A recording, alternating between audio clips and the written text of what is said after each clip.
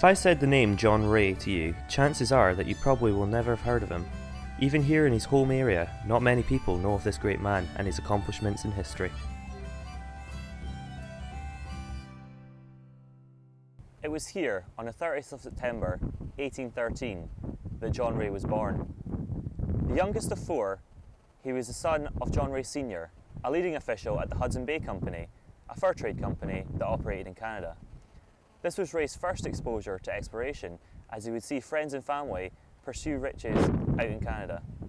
The area where he grew up gave him the early foundations of an exploration career, as he would learn to swim in the waters near his house, would learn to hunt the animals, and would show his endurance by hiking in the hills. At the age of 18, Rae graduated from Edinburgh University as a doctor and became a surgeon with the Hudson Bay Company. He was posted on the ship Prince of Wales. The ship would be frozen over on the island of Moose Factory for Rae's first season, and he would spend the next decade of his life thereafter growing to love the wild sort of life that was found there. However, at this time, something was creating a storm in the exploration world. It is 1845, and there is an exploration race taking place. The prize? The fame of discovering the Northwest Passage. The Northwest Passage is a proposed trade route through the Arctic Ocean along the northern coast of North America, via waterways through the Canadian Arctic archipelago. It had been sought after by explorers for centuries. The British Navy sent out an expedition of 2 ships with the latest technology available to them. Steam engines, tinned food. The British establishment was throwing everything behind the expedition led by decorated explorer John Franklin. This was the British Admiralty's last throw of the dice in trying to find the Northwest Passage, as every other expedition had failed and been lost to the elements. The expedition left in May 1845 from England with a crew of 134 men. The last stop before leaving Britain was in Stromness, Orkney.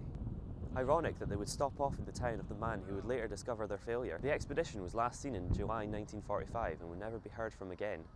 Over the next 9 years, many rescue missions were sent out by the British government and by Franklin's wife Jane. The first explorer to find out what had happened to the crew was John Rae. While surveying the coast around the Northwest Passage, he discovered from the local Inuit population the fate of Franklin and his crew. It was worse than anyone could have imagined. The crew had resorted to cannibalism in a last-ditch effort to prolong their lives. Their efforts were unsuccessful. Rae quickly returned to Britain to give his findings to the British Admiralty. His findings were met with a less than welcoming response. His report was published to the British public and was met with condemnation. The public was appalled by the outcome of Rae's report. British men resorting to cannibalism sent shockwaves through the British establishment. Franklin's widow led the charge to discredit Rae, and with the help of her friend Charles Dickens, she was successful in damning Rae's report and led to him being forgotten in history. This statue was erected in 2013 to install the memory of John Rae into a new generation. It was erected during celebrations for the 200th anniversary of his birth. The John Rae Society has one aim: to preserve and promote the memory of one of our greatest explorers. Their current aims are to renovate John Rae's gravestone in the cathedral graveyard, to preserve the birthplace of John Rae, the Hall of Clistrane, and finally to create a John Rae archive to house all of the materials of John Rae. Hopefully these events over the last 10 years can finally start to give John Rae the recognition that he has deserved for over 160 years, and the only reason why he doesn't have it right now is because he was brave enough to speak the truth.